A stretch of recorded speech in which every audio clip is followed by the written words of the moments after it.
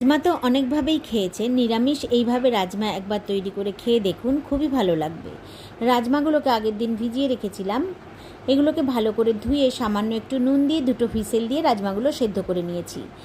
আবারও প্রেশার কুকারের মধ্যে কচুরমুখিগুলোকে দিয়ে একটা হুইসেল দিয়ে সেদ্ধ করে নিয়ে কচুরমুখিগুলো যখন ঠান্ডা হয়ে যাবে খোসাগুলো ছাড়িয়ে নিয়েছি। নিয়ে কড়াইয়ের মধ্যে সাদা তেল দিয়ে সাদা তেলটা গরম হয়ে গেলে মুখিগুলোকে দিয়ে 1/2 চামচ হলুদ দিয়ে ভেজে উঠিয়ে নেব। ওই তেলের মধ্যেই 2টো ছোটো এলাচ, 2টো শুকনো লঙ্কা, 1/2 চামচ জিরে ফোড়ন দিয়ে দেবো। একে একে মশলা দিয়ে দেবো।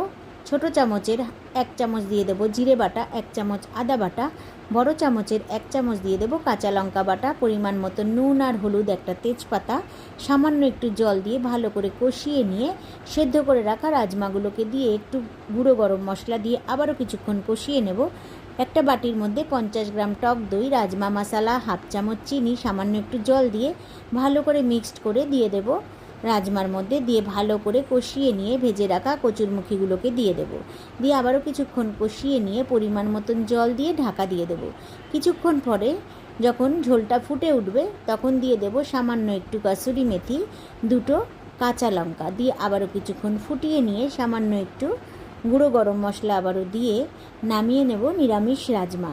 একবার অবশ্যই তৈরি করে খাবেন।